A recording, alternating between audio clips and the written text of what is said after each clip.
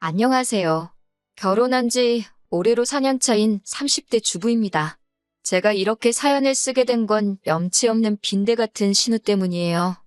남편과는 지인의 소개로 만났습니다. 지인이 하도 괜찮은 사람이라고 해서 조금 기대가 되었는데 만나보니 일단 외모도 제 스타일이었고 시간이 어떻게 가는 줄 모를 만큼 대화도 잘 통하더라고요. 특히 남편이 먼저 적극적으로 나와준 덕분에 굳이 제 속마음을 드러내지 않고도 몇 번 더 남편을 만날 기회가 있었지요. 그리고 그럴 때마다 저에게 잘 보이기 위해 노력하는 남편의 모습이 마음에 들었어요. 저희는 그렇게 소개팅을 하고 한 달도 되지 않아서 연인이 되었습니다. 서로 다른 환경에서 자란 남녀가 만났으니 아예 다툼이 없을 수는 없었지요. 저희 역시 총 2년 반을 만났는데 그 기간 동안 어느 다른 연인들처럼 별것도 아닌 일에 토라지고 서운해하고 그런 적도 있었고요. 하지만 결국엔 서로가 아니면 안 된다 생각했고 부부의 영까지 맺게 되었습니다. 이때만 하더라도 저와 남편 두 사람 인생에 다른 어떤 문제가 생길 거라고는 상상도 못했네요. 남편에겐 위로 4살이 많은 신우가 있어요. 시집도 제법 일찍 가서 10살 난 딸아이를 키우고 있지요. 신우는 전업주부이고 신우 남편은 학원에서 영어를 가르친다는데 스타 강사 뭐 그런 건 아니라서 벌이가 아주 넉넉지는 않다고 들었습니다. 그래도 결혼할 때 개혼이기도 했고 당시만 하더라도 어머님 아버님 형편이 저희 할 때보단 나아서 이것저것 많이 챙겨주셨대요. 신우시댁에서도 도움을 많이 주셨고요. 말이 나와서 말이지만 저나 남편은 뭐 딱히 받은 거 없이 결혼했어요. 남편이나 저나 일단 다행히 직장은 그럭저럭 좋은 곳에 다니고 있습니다. 둘이 합쳐서 이것저것 빼고 월 실수령액이 1,000 정도 되고요. 요새 워낙 잘 버는 사람들이 많아서 1,000만 원 가지고 어디 가서 방구도 못 낀다던데. 아무튼 그래도 저희는 만족하면서 살고 있습니다. 아직 나이가 없으니 좀 더 여유 있게 느껴지는 것도 같고요. 하지만 앞서 지나가듯 말했듯이 저희 어머님 아버님은 형편이 녹록지 않으세요. 아버님이 회사를 다니고 계실 땐 괜찮았는데 당신 예상보다 이른 나이에 회사에서 나오셔야 했거든요. 그런데 아버님이 언젠가 만취 상태가 되셔서 저와 남편을 붙들어 놓고 말씀하시길 어머님이 동네 아주머니들하고 부동산 투자한답시고 여기저기에 돈도 안 되는 땅을 어지간히 사신 모양이 돼요. 요새 뉴스에도 기획부동산이니 뭐니 말이 많았잖아요. 그래도 아버님은 그동안 같이 살부대 끼고 산 정이 있어서 어머님께 대놓고 싫은 소리는 못 하셨던 것 같고 어머님도 어머님대로 저희한테 하시는 말씀이 아버님이 저렇게 일찍 회사에서 나올 줄 누가 알았겠냐고요. 뭐 사는 게 다 계획대로 되지 않으니까요. 그러면 친정으로부터는 왜 도움을 못 받았냐? 물론 친정은 시댁에 비하면 상황이 낫긴 해요. 일단 자식도 저 하나밖에 없고 저희 친정아버지는 당신 개인 사업을 하고 계셨거든요. 규모가 큰 건 아닌데 적어도 정년이랄 게 없기도 했고 아버지가 사업하시는 건물이 3층짜리긴 해도 아버지 본인 소유였으니까요. 정확히 말하자면 대출이 남아있었으니 은행과 친정아버지의 공동 소유예요. 그래서 그냥 이것저것 따지기도 머리 아프고 받지 말자 했어요. 양가 도움 없이 우리 둘만의 힘으로 시작해서 자리 한번 잘 잡아보자고요. 신혼집은 시댁 근처에 얻게 되었는데 이유는 단순했어요. 제가 결혼식을 2달 앞둔 시점에 회사 사무실이 이전을 했는데 그게 바로 시댁에서 차로 10분 거리였거든요. 게다가 시댁이 있는 곳이 서울치고 땅값이 조금 싸요. 저희 예산은 정해져 있었고 그 무렵 저는 서울 집값에 놀라서 학을 떼고 있었거든요. 상황이 저로 하여금 시댁 근처에 집을 얻게 하대요. 시댁 근처에 집을 얻은 것까지는 솔직히 그래도 크게 개의치 않았습니다. 그렇다고 어머님 아버님 성격에 저희 집을 막 드나드실 분들도 아니셨고 하지만 저희가 결혼식을 올리고 한 반년쯤 지났을 때였어요. 신혼의 가족이 시댁 근처로 이사를 온다고 하더라고요. 원래는 차로 1시간 정도 떨어진 거리에 살고 있었는데 이사를 오는 이유가 신혼의 딸이 학교에 적응을 하지 못했던 모양이에요. 친구들하고 사이도 안 좋고 이래저래 마음고생을 많이 했다고요. 그러니까 이제 애 정서에 도움이 되게 손녀 예뻐해주는 외할머니 외할아버지 곁에 있게 하겠다는 게 신우의 말이었습니다. 솔직히 시조카를 생각하면 어린 아이를 상대로 이런 말을 하는 게 어이없기는 한데 별로 정이 안 가요. 시댁 식구들 모인 자리에서 일부러 제 신체 특정 부위를 말하며 작은아빠는 잘생겼는데 작은엄마는 못생겼다 그러고 이게 제 입으로 말하자니 낯뜨겁고 유치한데 일단 저요. 어디 가서 못생겼다 소리 들어본 적 없어요. 그런데 아무리 어린애가 악의 없이 하는 소리라고 해도 사람들 앞에서 번번이 제 외모를 지적하니 속이 상하긴 하더라고요. 신우는 그 옆에서 자기 딸을 말리기는커녕 역시 자기 딸이 자기를 닮아서 보는 눈이 있다는 소리나 해대니까 더 짜증도 났고요. 심지어 한 번은 고 10살짜리 시조카가 한다는 말이 자기는 저희 남편 그러니까 작은아빠랑 나중에 결혼할 거라고 그러니까 저더러 작은아빠랑 이혼하라나요. 요새 10살짜리들은 제가 어렸을 때랑은 또 다른가 보지요. 그래도 그렇지 어린애가 어떻게 어른한테 이혼 소리를 아무렇지도 않게 하나 싶어서 충격적이대요. 그런데 신우는 제가 그런 시조카를 예뻐하지 않는다고 엄청 서운해해요. 하지만 제 입장에서는 피 한 방울 안 섞인 데다가 하는 짓도 얄미운 시조카한테 무슨 정이 그렇게 가겠어요? 그리고 무엇보다 신우도 하는 짓이 얼마나 얄미운지 얌체가 따로 없거든요. 처음에는 몰라서 긴가민가 하고 당해주기 일쑤였지만 시간이 지나 신우 하는 짓이 눈에 빤히 읽히기 시작하니까 저도 방어한답시고 머리를 쓰게 되고 가족 모임이 있을 때마다 그런데 에너지 낭비를 해야 된다는 사실 자체가 너무 스트레스더라고요. 사실 처음부터 그랬던 건 아니에요. 처음에 신우가 이사 오고 두세 달 동안은 잘 지내보려고 했지요. 어쨌든 애가 얼마나 힘들어했으면 이사까지 결심했을까 싶었으니 잘해주고 싶었던 게 진심입니다. 그런데 신우는 이후로 걸핏하면 저희 남편이나 저에게 전화를 해서는 잔심부름을 시키더라고요. 반찬 해놨으니 어머님 댁에 가져다 드리라던가 퇴근길에 뭐 좀 사다 달라거나 주말에 가구 조립을 해야 되는데 저희 남편더러 하라고 하질 않나. 시도 때도 없이 울려대는 휴대폰 전화 벨소리에 정말 노이로제에 걸리겠다 싶었습니다. 나중엔 남편 핸드폰이고 제 핸드폰이고 그냥 신우 얼굴에 집어 던지고 싶은 정도였지요. 결국 남편더러 우리가 그 집 머슴도 아니고 어지간히 드나들자고 그리고 신우는 전업인데 자기가 할 만한 일은 알아서 해야지. 왜 맞벌이하는 당신과 나를 이렇게 불러대냐 따져댔네요. 신우의 얄미운 짓은 거기서 끝이 아니었습니다. 한 번은 시할아버지 병문안에 가게 되었어요. 남편이 퇴근길에 저를 태우고 바로 병원에 가기로 했지요. 그런데 병문안을 가기로 한 당일날 제가 차에 올라타니 신우네 집에 들려서 신우네도 태우고 가야 한다는 겁니다. 그러면 병원까지는 정반대 방향이라서 30분은 그냥 길에버리는 거였거든요. 가뜩이나 피곤해 죽겠는데 왜 거길 들리냐고 따로 가자 하니까 신우네가 두 차로 다니면 기름값 아깝다고 자기들을 태우고 가랬대요. 어이가 없어서 저희 기름은 누가 공짜로 넣어주나요? 그렇지만 그런 걸로 왈가왈부할 힘도 없어서 알았다 했습니다. 그렇게 신우네까지 태우고 병원에 도착했어요.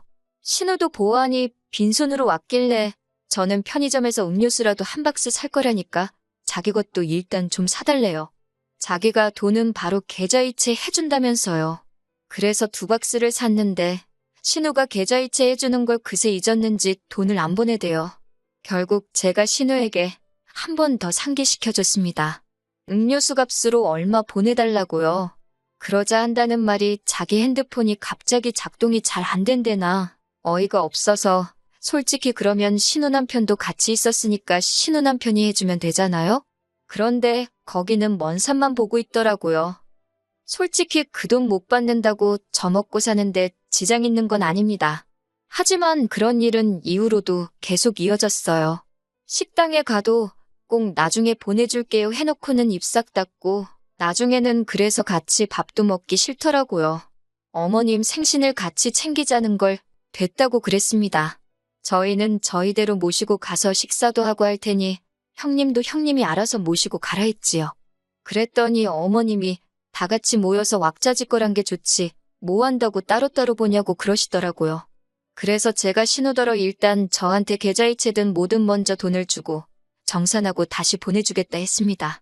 그러자 그제서야 자기네는 여력이 안 돼서 저희가 모시고 가려는 데는 조금 어려울 것 같다면서 저희끼리 다녀오라나요.